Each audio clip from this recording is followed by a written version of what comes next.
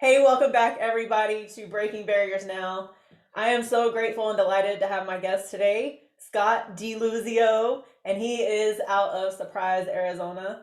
Scott and I connected actually back in 2020. I got to come on his podcast called Drive On Podcast, and he is just a remarkable person from what I can tell so far.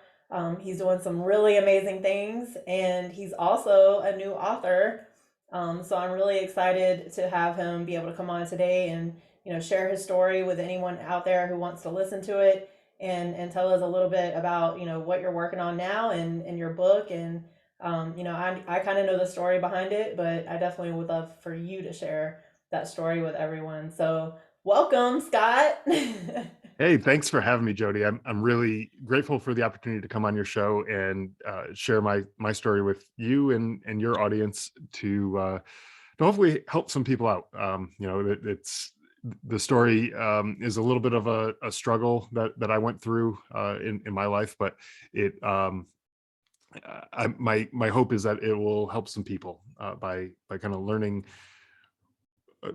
through my mistakes and Right. being able to get on a better path earlier and not suffer and struggle the way I did for so many years. Yeah, and I think that's where we found that alignment, right? Because I'm always trying to do the same thing. It's like we've learned all these things the hard way, and if we can push that forward and help someone else not have to go through some of those things, or at least come alongside them while they're going through it, and just say, hey, I can relate to you, then that's what it's all for, right? Exactly. Yeah. And I look at it as, any hard times that you go through, they're there to build you up and make you stronger. And I know people who maybe are going through a hard time right now don't want to hear that because it sucks and it's difficult, and who wants to be in Yeah. that situation? Nobody, right? Um, Right. but but I'm a firm believer that if you uh, fight through it and get through whatever that hard time is, you'll end up being better off for it, and Oh yeah. you'll look back on it um, years from now, and you'll say to yourself, yeah, that sucked. It was terrible. It was hard, um, but uh, but you'll be able to see how much better off you've become. And so, Yeah. that's my hope today to share my story and hopefully help some people get through their hard times. Yeah, So like you said, I mean that, and it's funny. I wrote that in my book where I was like, I used to get upset when people would say everything happens for a reason, and I would just be like, "Ugh," like come yeah, on. But now I think when we start to come out on the other side of things, that's when we start to realize, like, wow, that really did build me up to be the person I'm meant to be. right. So no matter what the struggle is, then we can always just help others and encourage them and support them. So thanks again. I really appreciate you sharing that. Yeah, So let's sure. talk a little bit, about your book. But let's talk more about, what kind of led you to starting your podcast and just doing some of the things that you're doing right now, because you do a lot with veteran advocacy as well, right? Yeah, for sure. So I'll start with the podcast. So like you said, the podcast is the Drive On Podcast, and I started it about 2.5 years ago, and almost 3 years ago by the time this Hmm. episode comes out. Time And flies, it right? does. And you were talking about when you were on the show, and I was like, was it really that long ago? It But was. it I it know. was, and it's so crazy how much time flies. And I've really enjoyed it ever since I started it. It's just been a passion project of mine that I'm doing to try to help out other veterans who might be struggling in whatever way, whether it's homelessness or addiction or PTSD, job issues, whatever it is. Right. I'm really trying to help them. And so the catalyst, the thing that got me to start this podcast was um, that after I came back from Afghanistan in 2010, um, our company fortunately didn't lose anybody while we were over there. All of us came back home, and we started losing people after coming back home to suicide. And I was just not okay with that. Yeah. One is too many, and then when the second one comes around, and then Yep. more and more people that We had the whether I same stuff. Yeah. yeah, yeah, just more and more, and it's just like, why? We were in a place where people literally wanted to kill us and they wanted us dead, and we survived that. Nope. Right. We all came home, and then we came home to a place where everyone wants us to survive, and now we're dying, and that didn't Yeah. make sense to me. And so I couldn't just sit around waiting for the next time the phone rang to tell me that somebody else I knew took their lives, or whatever. And I knew, I started to realize that it was becoming a more widespread problem in the military and veteran community than Hmm. just the few people that I knew. Right. You hear the numbers 22 a day and all that, and whether that number's right or wrong or whatever, there's varying statistics out there. It still goes to prove that it's something that happens on a daily basis, Right. where these service members and veterans are taking their own lives at staggering rates, and it just doesn't make sense to me. Um, so I wanted to do something where I could reach as many people as possible, and so I decided to start a podcast. Now, the scary thing is I didn't know the first thing about starting a podcast. When I started, I Sound didn't like have a me. clue. I had Just I go had with it, no right? idea at all what to do, how to do it. Yeah. I was fortunate enough that I had a couple friends who had their own podcasts, so I was able to pick their brains and figure out what I needed to do and everything. And That's um, good.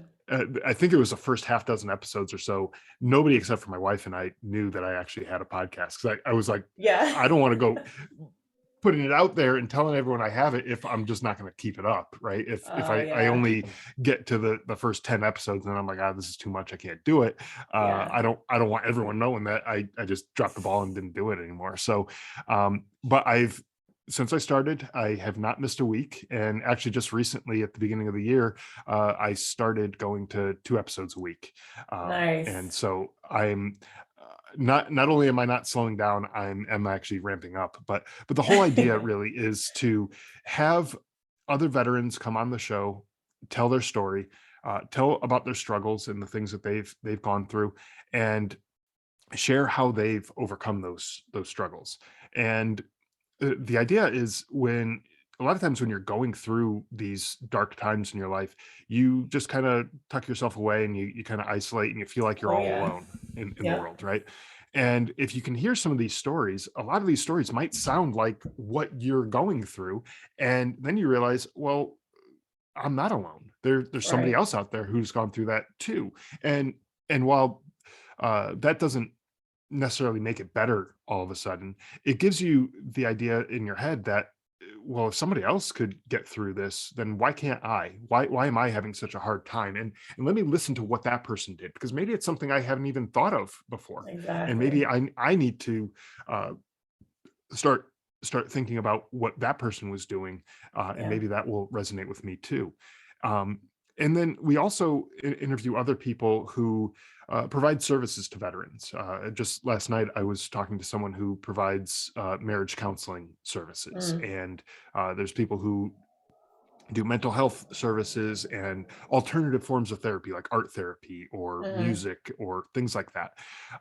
Because again, those are types of things that sometimes people just don't even think of as Yeah.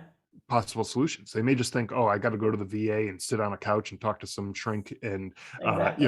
and that doesn't sound too appealing to me because I don't really want to do that. But they don't realize that there could be some benefit in maybe doing artwork or Right. music or any number of other things. And so I'm trying to give exposure to all of these alternatives that are out there, so that people uh, will know that it's not just the sit on a couch and talk to a shrink stuff for an hour Right. and deal with Yeah. that or whatever. There's other options out there. So we talk to those people, and really the whole idea behind the podcast is just give people hope, to say, look, you're not alone. There's options out there, that you can work with, and you just have to keep trying. I Yeah. had another guest on a few weeks ago, um, and her whole thing was, she's still going through these different uh, types of therapies. She even got the VA to pay for like massage therapy and acupuncture Mm. type stuff that you I wouldn't didn't even necessarily know that think was a about. thing. Exactly. Okay. Yeah. I mean, they don't offer it necessarily through the VA, but Right. through like the community care thing. I think that they call it. You can go to like a local massage place for like that deep Okay. tissue massage, whatever. So, Hmm. um, so her whole point was, she's still going through this, but she hasn't given up. Right. She's gone through a lot of different treatments. She's used medications and different things, but she's still trying. And that to me is inspirational, to hear how someone is just not willing to give up on themselves. They're yeah, tough times are tough, and they are having kind of a little bit of a rough time, but you just don't quit. I mean, think Right. about your time in the military. Like, you don't quit. Like, you keep Yeah. going. You just keep You going. never Yeah. quit. So why would you quit on yourself?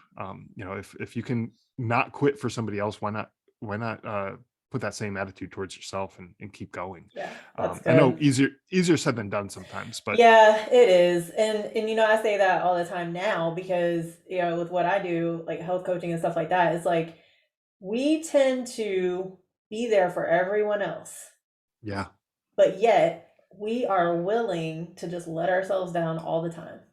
We right, will keep commitments to everyone else, but we will not keep commitments to ourselves.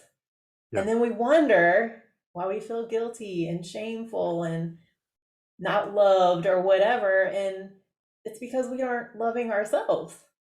We're right. not putting that same effort into ourselves. And so that's huge, It you is know? huge. Yeah, exactly. Um, so yeah, that's I guess the gist of the podcast, and where I started, and it's gotten a lot of great feedback and reception from people, and so that just fuels the fire in me to want to keep doing it. To And keep going, so yeah. yeah, and so that's honestly why I switched to the twice a week with the podcast, because I just had so many great guests who were coming to me saying that they wanted to share their story. And I didn't want to record with them in January and have their episode come out in August or something like Right. that, just because I have so many people who are coming on. So Yeah. I was like, yeah, you know what, let's put them all out there, and it's a little bit of work, but it to me it's worth it. It's something I enjoy doing, and getting that story out there. So Yeah, um for sure. and helping out veterans, I mean, that just makes me happy too. Yep. So let's try to help as many people as we can. And that's why I like what you're doing as well. It's the same idea, trying to help people. We Hmm. all have our own issues, and my issues are different from yours, and yours are different from the Right. next person's, but it doesn't matter. We all can come together and try to help each other in one way or another. Yeah. So that's what I'm trying to do.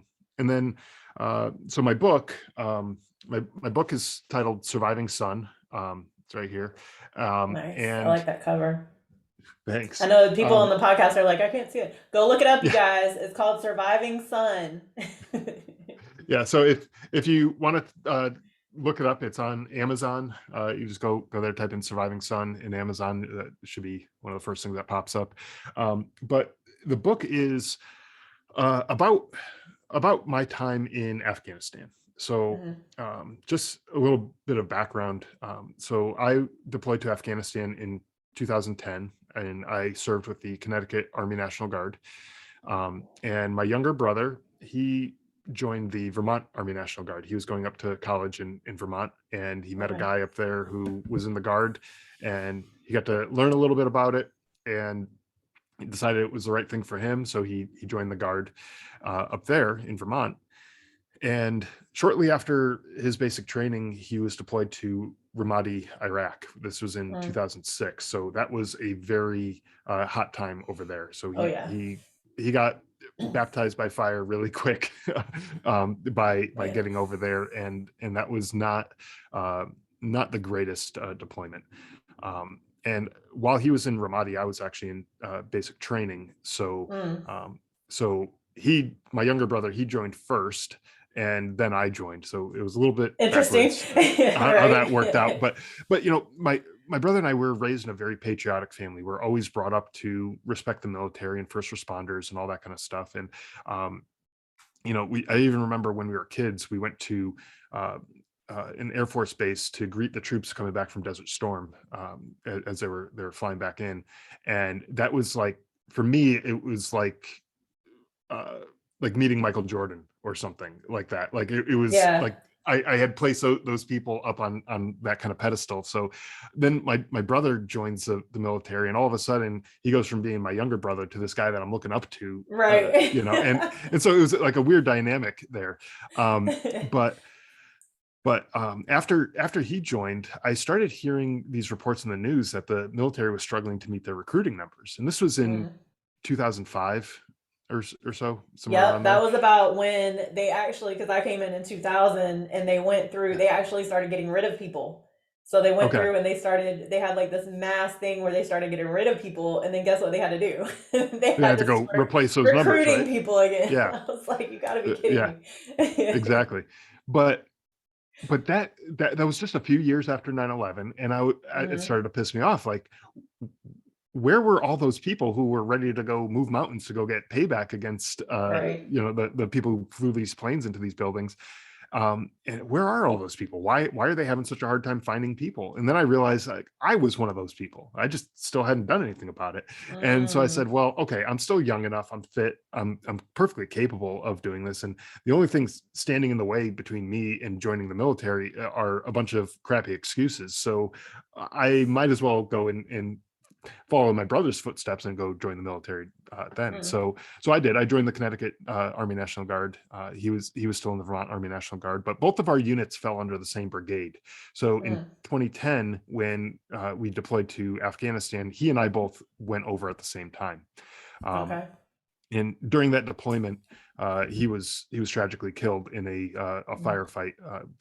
Their unit walked into an ambush, and he was killed. He was one of the uh, first ones hit in that engagement, and he was killed pretty much instantly after Wow. they started taking fire. So I was in Afghanistan at the time when I learned of his death, and so like anybody else would, I just broke down. I was a mess.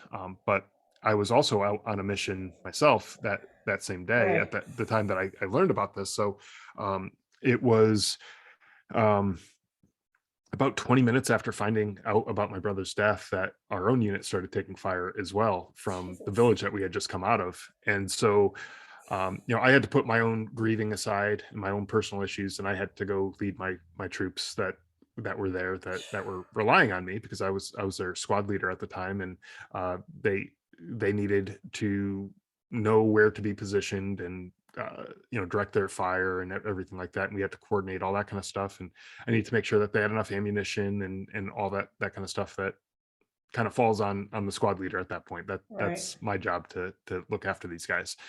And so I couldn't let my own personal issues get in the way, because I knew if I did, that something bad could have happened to one of them. And Right. I don't know how I would be able to look their families in the eye and say, well, I screwed up because I was having a bad day.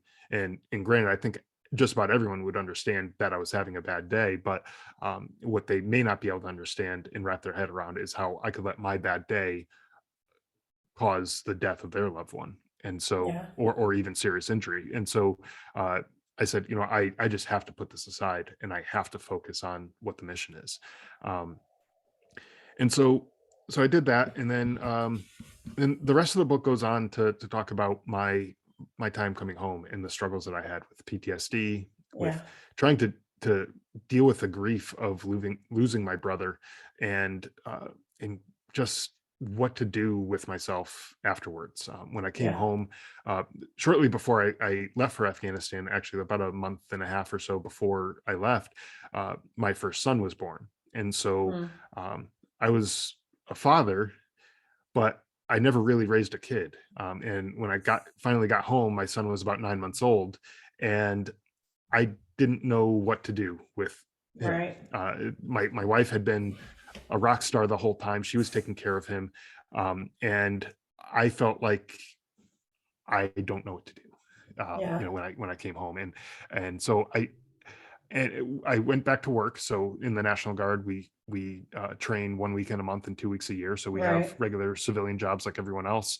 Um, and so I went back to my civilian job, and I felt like I didn't fit in there either. I felt like my place at home was kind of a big question mark. Like I didn't know really what I was supposed to do. And at that point too, my military career was just about over. I had injured myself over in Afghanistan. I hurt my knee pretty bad and Oh required wow. surgery that was going to put me out of commission through the end of my enlistment.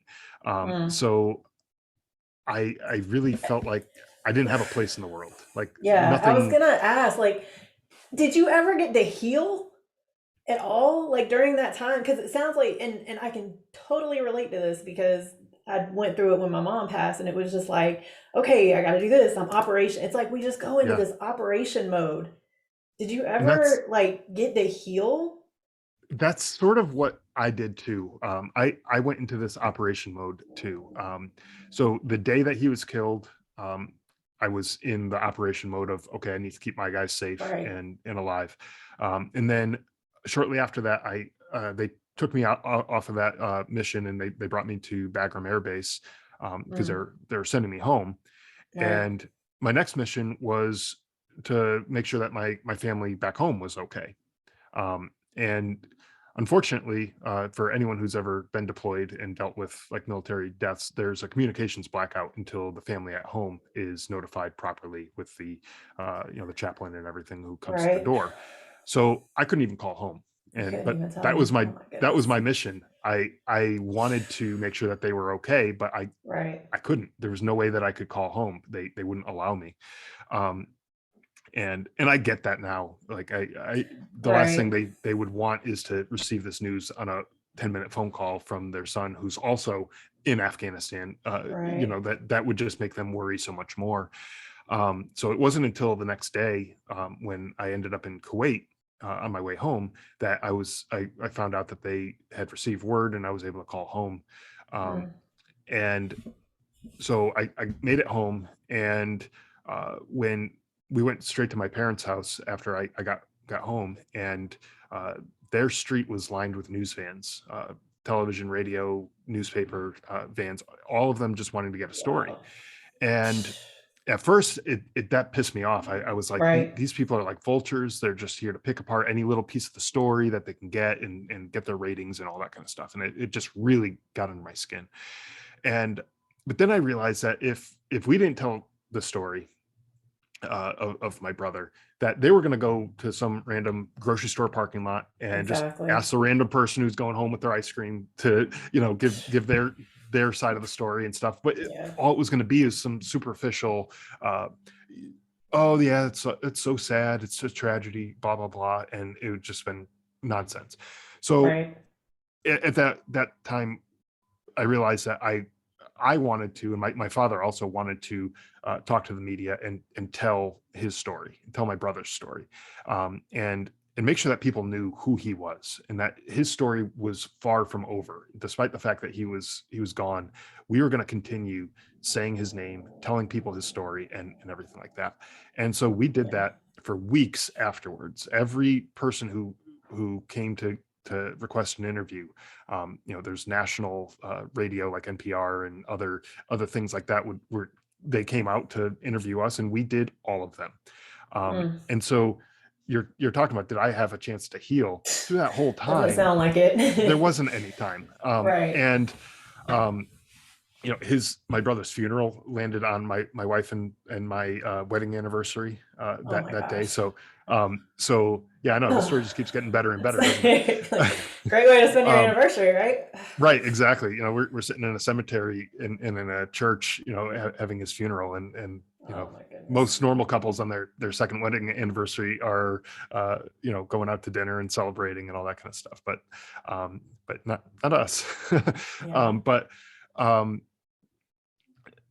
and and then a few weeks after his funeral, I got a call from the National Guard saying that they needed me to go to Indiana to out process, to basically come off of active duty. And so I had to go fly out to Indiana and be there by myself again. Mm. And so no, I really didn't have a ton of time to grieve, Yeah. and to heal from all of that. And so all of that sort of just built up. And at the time, I was like, you know what, I'm fine. I'll be able to get through this. I'll deal with it. Yeah, it's hard now, but I'll just suck it up and I'll deal with it. That's what we tell But ourselves, right? It sounds good when yeah, we say it sounds great. It it. sounds like I knew what I was doing, Until. until it didn't Yeah. work out. When I started, I I never really slept all that well after coming back home. It was just really hard for me to sleep throughout the night. Even just falling asleep was hard to do, because I just kept having all these intrusive memories and everything, and it was just really Yeah. hard. So I started drinking, and Mm. I was like, if I can't fall asleep on my own, I'll just drink until I pass out, and then boom, now I get to sleep, right? And Yeah. that's it sounded like a good idea at the time. In hindsight, it's a terrible idea. Don't do that. Yeah. Um, Well, and then some people, it's like that. I think when we're in that place, we're not thinking logically, right? Like, right, and then, I tell people all the time, especially in the military, probably what you were doing and definitely, what I was doing, like I was a female on the flight line, like going to mental health just wasn't a thing. There no, was a super stigma behind it. Like if you were into mental health, there was something wrong with you. They were right, gonna pull you off of whatever. And and so yeah, a lot of us veterans just never, we just cope. We develop these coping skills and we just right. cope and cope and cope and cope until we can't cope anymore. Exactly. Yeah. And so when I would go to the mental health, because after coming back from overseas, they had these mandatory mental health Yep. screenings. Yep. I I lied through my teeth with all of them, Oh yeah. Oh because yeah. Same here. just like you said, you don't want to get that stigma associated with you, Yep. and for whatever reason. Why, I don't know. It just That's just the culture, or that's the way it Yeah. was, anyways. I can't say for what it Yeah. I is think it's now. getting better now, hopefully, It's gotten but better, yeah. definitely. But it was like, I'll just deal with this. I'll be fine. And Yeah. so, like I said, I was drinking a lot, and I'd wake up in the morning hungover, and I'd Mm. be downing coffee and energy drinks and stuff to kind of pick myself back up and be able to get through Right. the day, go to work and everything. But then the caffeine intake would be later and later and later in the day, and that started to affect my sleep too. Right. And then it just became this vicious cycle of drinking one thing to fall asleep, drinking another thing to stay awake, and just back and forth and back and forth. And um, you know, I don't know about you, but whenever I don't get enough sleep, I just get super cranky, and Yeah. I'm just Yeah. in a bad mood and everything. And and I see it in my kids too. Sometimes if they don't get enough sleep, Yep. they Oh wake up yeah. in the middle of the night. They're Yep. they're a train wreck the next day. Yeah. And that's the way I was, and every little thing was bothering me. All these Mhm. minor inconveniences that normally you would just be like, okay, whatever, that sucks, but it's fine, it's not a big deal. I would just flip my lid and blow up over Yeah. nothing, all over these small little things. And um that's not who I was. That Right. before I went to Afghanistan, I was a pretty easygoing guy. Things just would roll off my back. Like it wasn't. I just took everything in stride, and things didn't bother me. But even things like with my son, he was young. He was between 9 months and a year old or so, and he'd spill something. He'd spill his Yep. food or whatever, and I'd just flip out, and I'd Yeah. start yelling and everything, and it was like that's not the kind of dad I want to be. I want to be the Right. cool dad. I want to be the fun dad. I don't Yep. want to be this jerk to Yeah. my son. I want to be there for him, and be a good guy for him, and and be a role model, and someone that he can look up to. I don't want to be this guy who he's afraid of. He has to Right. walk on eggshells to tiptoe around Yeah. me, so that he doesn't bother me or upset me. Like, that's not the kind of person I want to be. And so eventually I decided, and my wife and I talked about it, and we are like, you know what, we thought I could do this on my own, but turns out I was wrong. Can't. Yeah. And I needed to get help. And so that's really what the story is about. It's about how I came to that realization, and how uh, I went to go get help, and for full transparency, I still go to get help. Yeah. There's still things Same that I here. deal with, and Yeah. it's okay.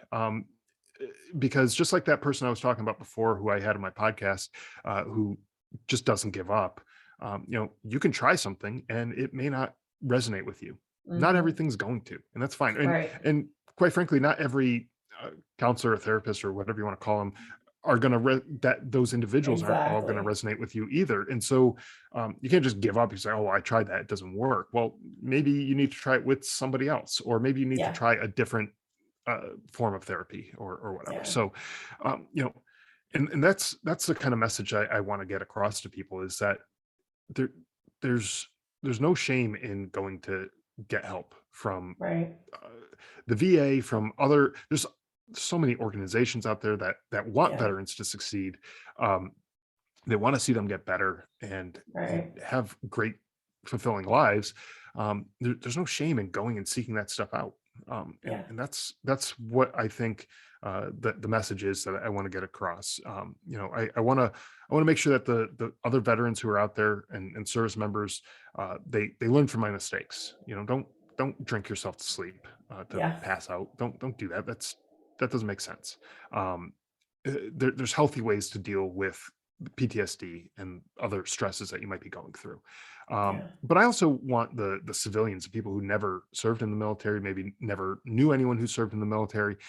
I want them to learn about the sacrifices that we all make, Right. and how it affects the families and the communities back home. And so in the book, like I said earlier, like my brother's story is not done just because he's gone. Like Yeah. I want to keep I telling love his that. story, Yeah. and that's part of what the book is. It's my story, but it's also his story too. And we talk about um our childhood and our upbringing and stuff, and the type of person he was. And I feel like the way the book is written, you start to kind of get to know him a little bit, um Yeah.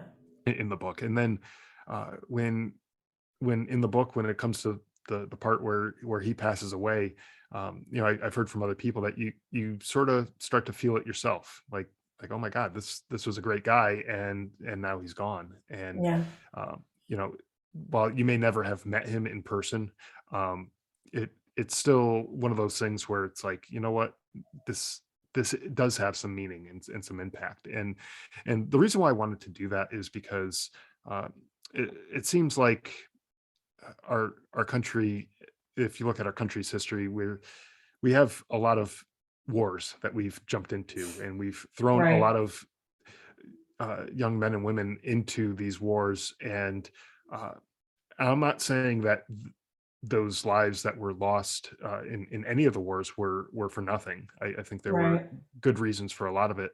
Um, but I want to make sure that we know what we're doing, and that there is a real cost to real people.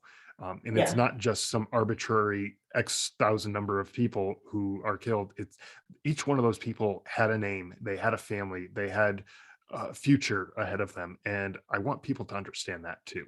Not that I'm Yeah. some anti-war person. I'm far from it. No, I get um, it. Yeah. but I just want to make sure that when we do send our young men and women off to war, that it's for the right reasons. And Yeah. it's not just to satisfy some politician's ego, or whatever the case may be. Yeah. That we're doing it for the betterment of our country. And I think anyone who has ever served would gladly stand up and say, yeah, I'll do it again. And I will do that if that means that I'm protecting my country, and I'm Right. making this a better place. Yeah. Right. Oh, that's so So, good. so Well, I definitely appreciate, what you're doing. And I've definitely been led more to helping more veterans too. And I think that the more of us who are speaking out and sharing these stories, like I'm very open now. I wasn't always open about everything. right. Cause like you said, there's a lot of stigma, and there's the shame and the guilt and and so, but I've noticed that the more that I'm sharing, the story, and like you said, like I'm still seeing counselors, and I love what you said about not quitting, because yeah, I said that where I was like, oh, I went and I tried a therapist and that didn't work out. And so Yeah. I didn't go back. And then Right. everything started crashing, crashing again. And I was like, okay, maybe I need to try this thing again. And, it's like, Right. yeah, you Yeah. do need to try again, because, like you said, not everybody, like I even tell people, like, hey, I'm not for everybody, but I might know somebody that could help you. Right. So For sure. Yeah. it's just, we have to be willing to be helped, you know? Yeah. Nobody could have helped you until you were ready to be helped. Nobody could have helped me until I was ready to be helped. And so if anything, if anybody out there is listening to this and you're at that point in your life where you don't know what to do next, just be willing to say, I need help. Yeah. Just start there. Start there. And Somebody will help you. I promise it, you. exactly. And I'll tell you, when I first made that phone call to make the first appointment, when Hmm. I finally realized that I needed some help, um, it was scary for me because I Yeah. didn't Oh know what yeah. to expect, because it wasn't a thing where we talked about it a lot with other people. And come to Right. find out, I knew several people who went and actually talked to the same counselor that I talked to, Oh the yeah. same exact person. We Nice. just never talked about it, so I But never nobody knew talked about it. about it, right? Yeah. Yeah, and so when I went and made that phone call, I didn't know what to expect. I didn't know Yeah. if they were gonna come and lock me away in some nut house or something. Like, I had zero expectations. I had no idea what was gonna happen. But when I first made the phone call, and just to backtrack a little bit here, they didn't do anything like that. They didn't lock me away or anything like Right. that. Doesn't happen. Me either. We're Um, still here, right? we're still here, right? Exactly. They don't come knocking on your door and Nope. put a white padded jacket on and send you away and anything like that. Um, so it definitely was not like that. But when I made that phone call, um, after I hung up and I made the appointment, I hadn't even really talked about anything in depth with anyone at that point. It was really just, yeah, this is who I am, factual, biographical information. This is who I am. Yeah. This is a little bit about what I'm going through, and I'd like to talk to someone. That was about the extent of the phone call. And then they scheduled the time, coming on Tuesday at 10 o'clock or whatever the time was, right? Hmm. And uh, and that was that. Yeah. And after I hung up the phone, I felt like a big weight was lifted off my shoulders, Yes. because I Yes. was no longer having to carry around this burden by myself. Not that, Right. not that, not that they were going to carry it for me and lift that weight off of me altogether, but they're going to show me how to carry it myself. Yes. And I Yes. knew that was what I was getting into. And I also felt better, obviously, knowing that I wasn't going to get locked away somewhere too. Like Yeah. that Definitely. was a little bit of a relief. Um, Yes. but when I found out that there were people there to help me, I was like, you know what, this is going to be okay. It's not going to be a snap of the fingers overnight. I'm all of a Right. sudden better, like someone No sprinkled magic some pill. magic No pill magic or pill, you magic dust on guys. me. There's no No, magic pill. but if I'm willing to put the effort in, Yeah. I will at some point have a better time. And I'm in that place right now where it's better than it was. Is Yes. it perfect? Is it as good as it ever has been? No, it's not. But life has affected me in ways that, um, you know, it's going to take time Right. to get through all of this stuff, and it'll get there when it gets there. And Yeah. I'm okay with that, knowing that it's a marathon, not a sprint, and that Yep. we'll get through it when we get through it. So Yeah. That's good stuff. Do you feel like yeah. it's helping you become a better person, like be able to show up better for your family and for people around you? Yeah, like that the anger issues that I was talking about before. I have gotten so much better with Yeah. that, where I'm able to just sort of calm down and relax myself to not just blow up at Yeah. those little things. And as my kids get older, those little things get a little bit bigger. so Yes. um, so it definitely, like I think I've grown out of that as Hmm. they've been growing. And so, Yeah. they would test me with little things as they were younger, and then as they get bigger, it becomes little bigger things. And Yeah. I I'm I'm a better father and a better husband now than I was 10 years ago, um, because I was able to let this process work itself out, and go and trust the process, I should say, Right. by going and talking to someone, and understanding that I'm not perfect. Um, they're not perfect. I can't expect perfection out of everybody, and if something bad happens, um, or something undesirable happens, because sometimes it's not even a bad thing, it's just Yeah. an Exactly. accident or whatever, that I need to just take it in stride, and just kind of relax, and it'll be okay. Yeah. And that was a hard lesson to learn for me, but Yeah. um, when I finally learned it, and I finally got back on that track, I was like, okay, I think I can do this. This is something I can do. Yeah. You know. Yeah. That's so good. You talk a little, you talk about your faith. How much has your faith played a part in your journey? Yeah. Um, so actually, the day that my brother was killed, and let me just preface all of this with, my faith was tested pretty hard during that whole experience. Right. um, and it came in waves, in different levels of this. So the day that he was killed, um, I after I got flown out of that mission back to Bagram, I was taking a shower, and I was in this shower room all by myself. There's no one else in there, and my brother's name was Stephen, and I just started yelling out, "Why, Stephen? Why?" And I wasn't like delusional, like I was talking to him, like I thought he was Right. standing next to me or anything like that. But I was asking God, why did Right. you have to take him? Um, why did you have to take my brother? You know, it was one of those thoughts of like, why did bad things have to happen to good people? And he Yeah. certainly qualified as a good person. He was one of the best type of people. If you knew him, you would agree he's just a great guy. Yeah. And in that moment, and I don't know if it was God calming me or whatever, but um, in that moment, I realized that there's no answer, that even if God himself came down and stood next to me and uh said, this is the reason why I had to take him, there was no answer that I was going to like or be okay with. Like, Right. there's nothing. I'm sorry, like, Yeah. I was not going to be okay with any answer. And so but I did know, leaning back on my faith, I did know that God's will and his intentions are good. And I just had to trust that whatever his reason was, God's reason was for taking my brother at that point, um, it was going to lead to something good.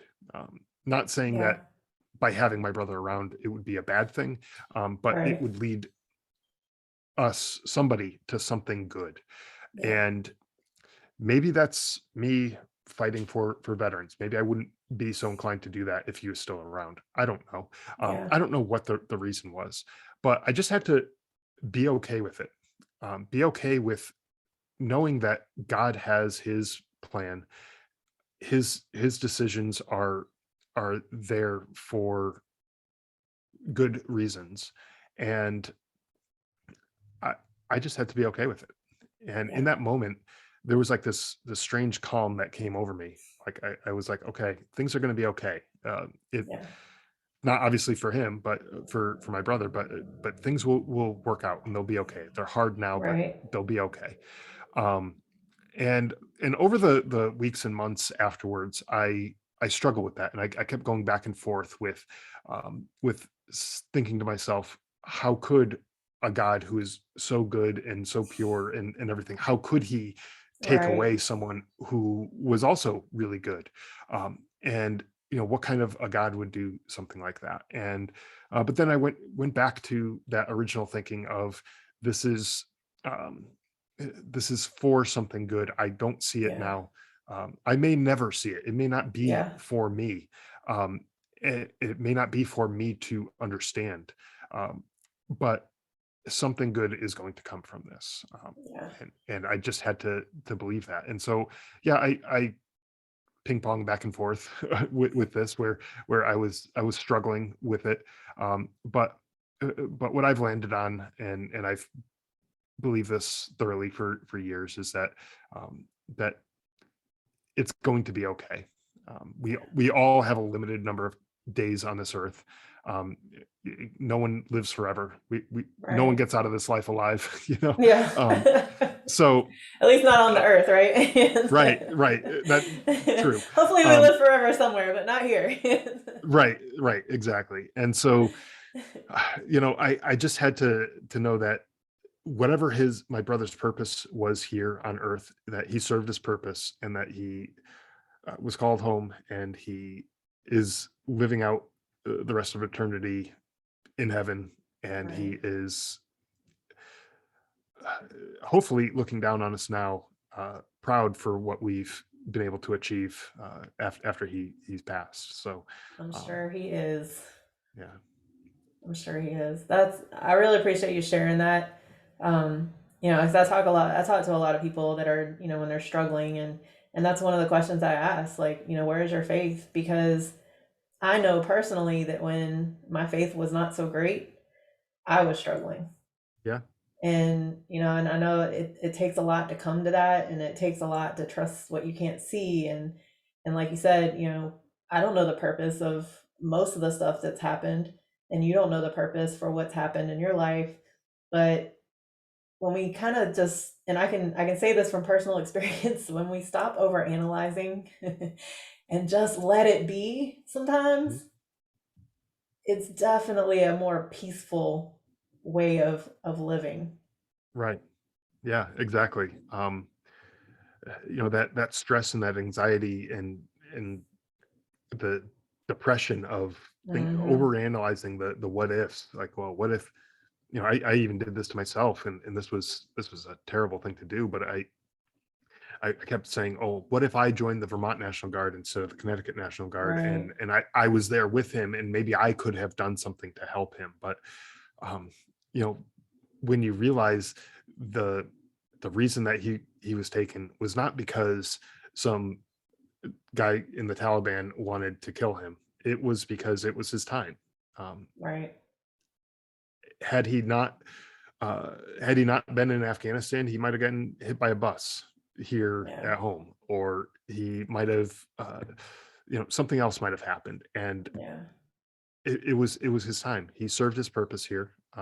And God sent him for some reason. He was sent to us, and his mission was complete. And so God told him, job well done, and come on home. We'll take care of it from here. You know. Mm. Woo, we can mic drop on that one. Yeah. Yeah.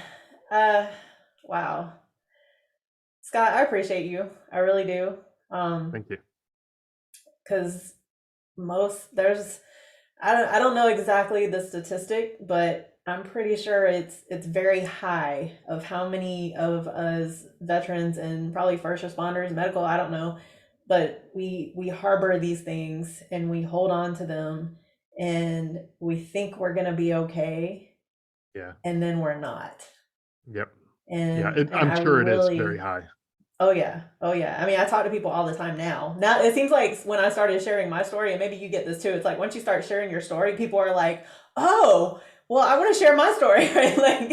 Right. Like, so I'm not as abnormal as I thought I was. This is actually Right. pretty Right. normal. You know, Okay. and that's the interesting thing about that, is that sometimes I talk to people, and they say, oh, I don't really have any, extraordinary story to talk about or whatever. And I start telling my story, and then they're like, okay, well, okay, I have a story too. And Mhm. it's kind of falls along, similar, situation, being in combat maybe, or whatever.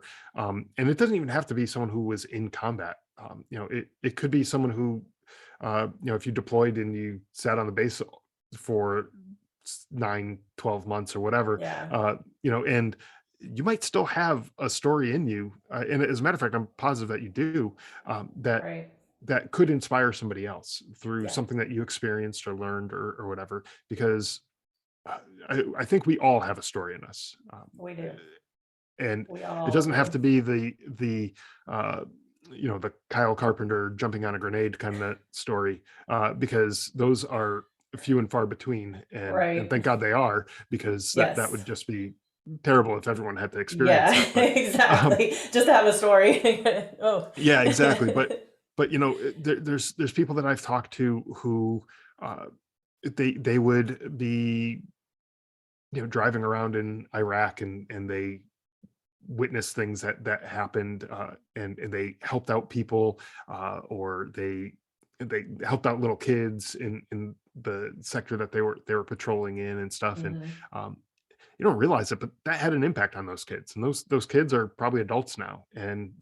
so hopefully that impact lasted, and that had a lasting impact on those kids, and that may make a better, more peaceful region of the world, Hmm. hopefully. Yeah. But time will tell, obviously, with all of this. But it's my hope that what we did over there will make the world a better place. Yeah. Yeah. I'm sure it will.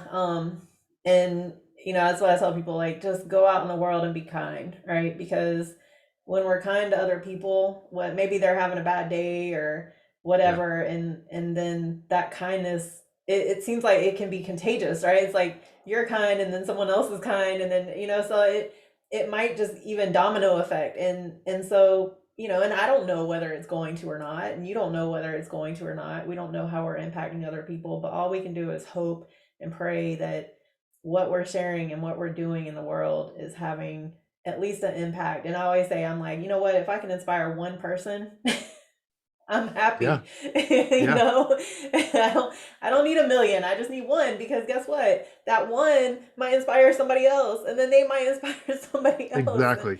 And and that's what it's and that for.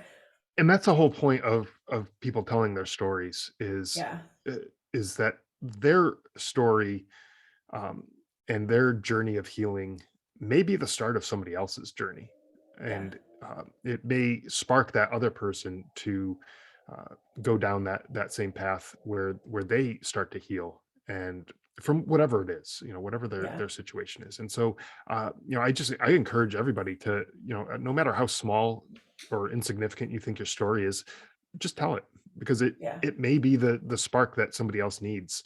And I'm not saying that everyone needs to go out and write a book. That's, I did, but not everyone needs to be an author. Yeah. But talk to people, share your Yeah. story, tell people what Yeah. you experience, and and like you said, just be kind, be nice to people. And when someone's having a bad day, we've all had bad days. Hmm. Kind of put yourself in their shoes and say, yeah, Exactly. okay, this sucks. I don't want to be in that situation either. And how can I Yeah. help? What can I do? Right. Maybe there's nothing that you can do, but maybe there is. Maybe there's Yeah. some little thing that you can do to help them out. So That's good. yeah. Well, Scott, I want to make sure that we put, your information out there. So how can people contact you? Like, say if they want to get it on your podcast or even just connect with you, what's the best way for them to contact you? Yeah, sure. So my podcast is, again, driveonpodcast.com. And so you can go and take a look at that, to subscribe to the podcast. There's a contact form there if you're interested in being a guest, if you want to share your story. Again, no matter how big or small the story is, I'm always happy to have people on the show. And as long as it's going to help other people, I want to help share that story. So yeah, driveonpodcast.com is the best place to go. It has all the social links and subscribe links and stuff there. Okay. And for the book, like I said, it's available on Amazon. You can get a copy there. It's in paperback and hardcover and Kindle format. So Awesome. however you prefer to read it, it's out there. I'm working on the audiobook version now, so that's going to probably be a few months out Yeah, that's gonna for be that. fun. But so we'll get that, we'll get that in the works too. So literally any way that you want to read it or consume the information should be available. That's good. That's good. Well, Scott, again, I appreciate you coming on today. You guys, this has been another great episode of Breaking Barriers Now. I'm your host, Jody Watkins. We had Scott DeLuzio today, and I'm sure you're going to see us getting together at some point again in the future because we just have so much alignment. I can't see how we're going to wait 2 more years. So we're going to make sure, we got to make sure this happens before then. Sure. Absolutely. But thank you so much. Thank you for being vulnerable and sharing your story. And, anybody out there that's listening, follow the podcast, subscribe, follow Scott's podcast, subscribe. Make sure that you are sharing these stories because the more we share and support one another and encourage one another, the more we can help people on a massive level. So that's what we're here for. And that's what we went through all of our stuff for, right? Right. To be able to help Exactly. other people. So thanks again for tuning in and God bless everyone.